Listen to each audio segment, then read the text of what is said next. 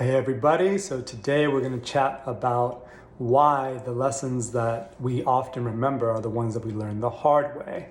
And it often works out that the lessons, the value of the lesson is directly proportionate to how painful it is to learn. And if you think about it, you'll know this to be true. And I'll give a very simple analogy, and you might have actually encountered this in your life because it's, I think, a very common one. So imagine, you have a friend, and this friend goes to the gym all the time, and all they do is strength train, like they lift every day. That's all they ever do. They don't stretch, they don't do any corrective exercises, no yoga, no mobility, just straight lift. One day they pull their back. And that lesson might be enough for them to, maybe heed your advice that you've told them to maybe, hey, do a practice that kind of counterbalances all that strength training so that, you stay injury free.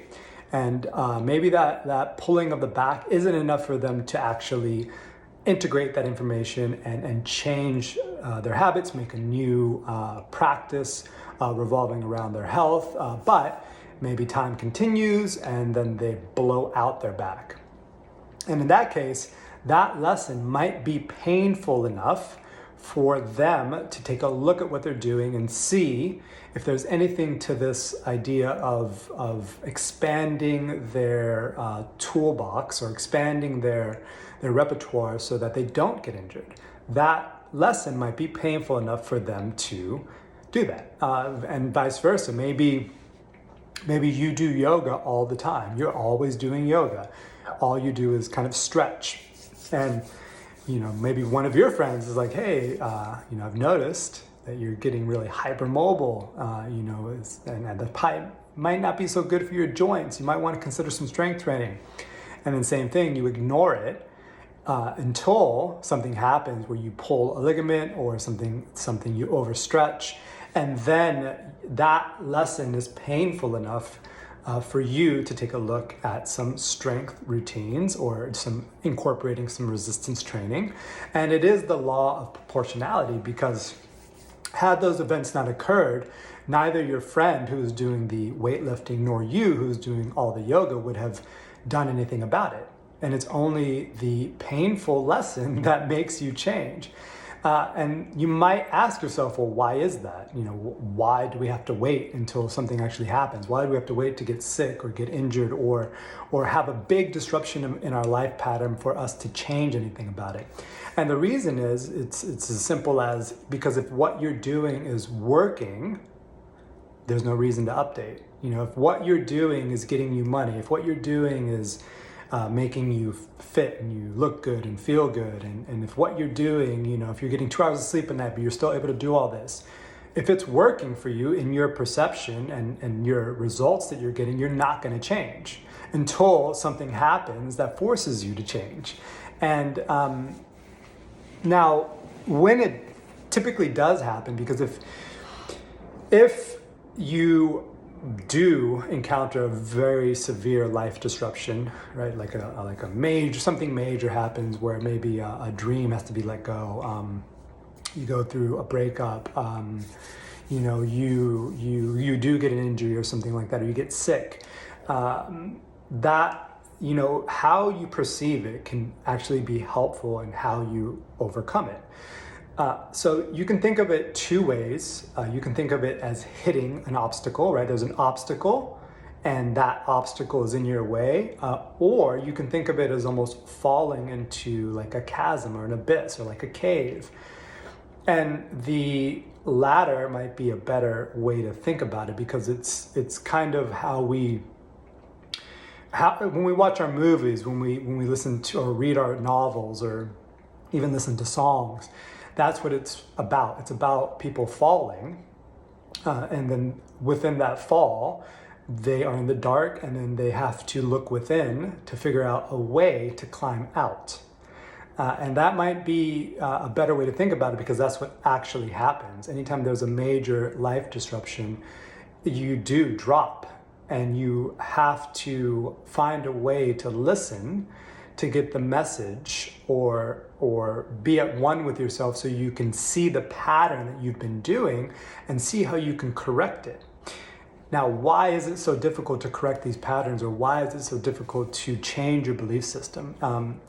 Might not come as a shock to some of you, but it has nothing to do with being weak. It has nothing to do with lack of willpower that you can't change.